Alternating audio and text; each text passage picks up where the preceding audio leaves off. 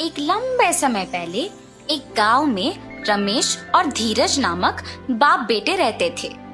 रमेश का एक छोटा चाबी बनाने का दुकान था। धीरज भी छोटी उम्र से अपने पिताजी के साथ रह के चाबी बनाना सीख के उनके साथ बनाता था।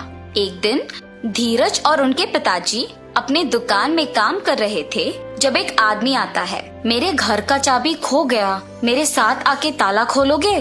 धीरज, बेटा तुम यहीं रह के दुकान को संभालो, मैं जाके घर का ताला खोल के आता हूँ। ऐसे कहकर उस आदमी के साथ जाता है। बहुत दूर चलने के बाद, यही मेरा घर है, ताला खोलिए। उसी गांव में पले पड़ने के कारण रमेश को उस गांव में रहने वाले सारों के घर अच्छे से पता था। उस आदमी के दिखाए हुए घर रमेश के पहचान के वालों का होने पर वो सोच में पड़ जाता है। बाबू, जो चाबियां मेरे पास अभी है उनसे इस ताला को खोल नहीं पाऊंगा। दूसरे चाबियों का गुच्छा घर के पास है, जाके ले आते हैं। ऐसे कहकर उस आदमी को जमींदार के पास लेके जाता है। प्रभु, ये आदमी चाबी खोने का बहाना बना के मेरे पास आया है और मुझे कोई दूसरे आदमी का घर दिखा के खोलने के लिए कहा, इसीलिए मैं इसको आपके पास ले आया। तुम बहुत होशियार आदमी हो, इसीलिए इसको मेरे पास ले आ सके। ऐसे जमींदार रमेश की तारीफ करता है और रमेश अपना दुकान वापस चला जाता है।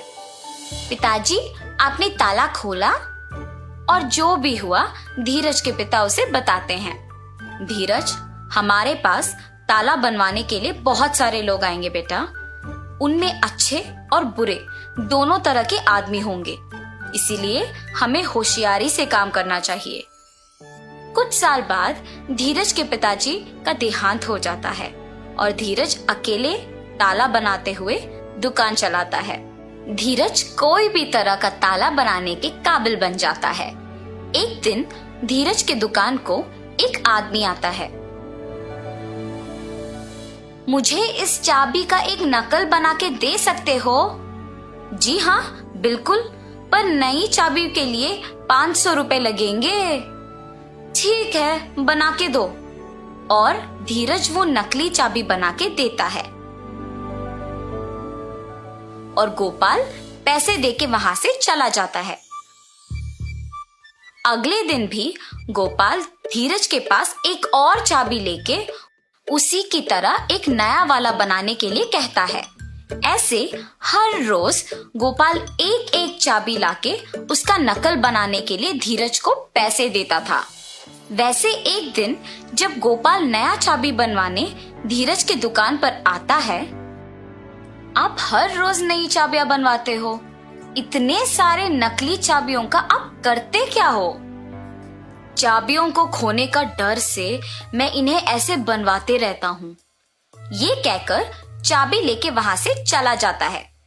एक दिन जमींदार के पास उनके कुछ प्रजा आते हैं। प्रभु, अलमारी का ताला वैसे का वैसा ही है, मगर उसके अंदर का सोना और पैसे गायब हो गए। जी प्रभु, हमारे घरों में भी वही हुआ है। ये सब जमींदार से कह के दुखी होते हैं। तुम्हारे जेवर और पैसे किसने लिए, इसका मैं पता लगाता हूँ। आप लोग मुझ पे भरोसा करके घर वापस जाओ। जमींदार के बातों का यकीन मानकर प्रजा वापस घर जाती है। सैनिकों, तुम लोग भी इनके पीछे पीछे जाओ। थोड़े दिन इन सब पे नजर रखो, किसी दिन तो वो चोर पकड़ा जाएगा। जी प्रभु। सैनिकों ने जमींदार का कहा किया और सब पे नजर रखे रहे।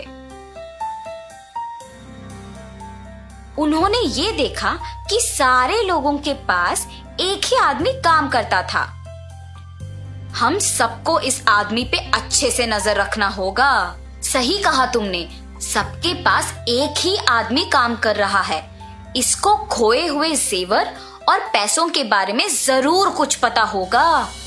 एक दिन ऐसे ही वो आदमी एक और नकली चाबी बनवाने धीरज के दुकान को जाता है और उसके पीछे ही जमींदार के सैनिक भी जाते हैं।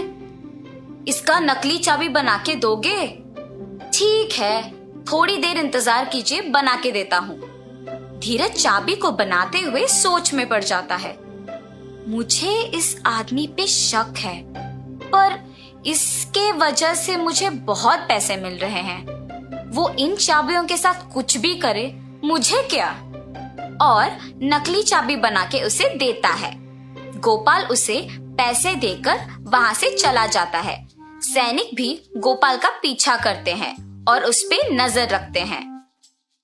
जब आसपास कोई नहीं होता है तो गोपाल असली चाबी को उसकी जगह पे रख के नकली चाबी से तिजोरी खोल के उसमें से सब कुछ चोरी कर लेता है।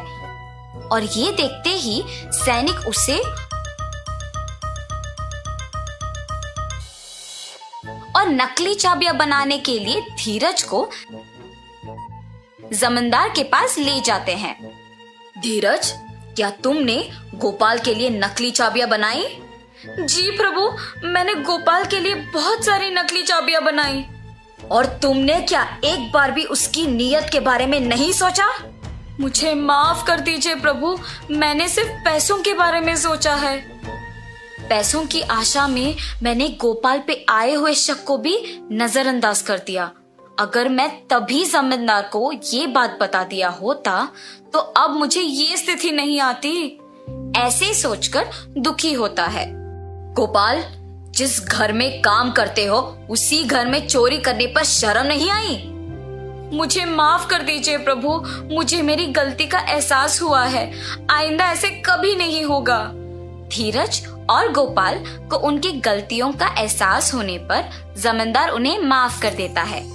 ठीक है, अब से तुम दोनों ईमानदारी से काम करोगे। जी प्रभु, अब से मैं पैसों की आशा के लिए गलत रास्ता नहीं पकड़ूंगा और अपना काम इज्जत से करूंगा। अब से मैं किसी को भी धोखा नहीं दूंगा और ईमानदारी से काम करूंगा। ऐसे धीरज और गोपाल अपने अपने काम इज्जत और ईमानदारी से करते हुए खुश रहते हैं। तो इस कहानी का नैतिक क्या है बच्चों? किसी को गलती करते हुए देखना उतना ही गलत है जितना खुद गलती करना होता है। इसीलिए इज्जत और ईमानदारी से काम करो।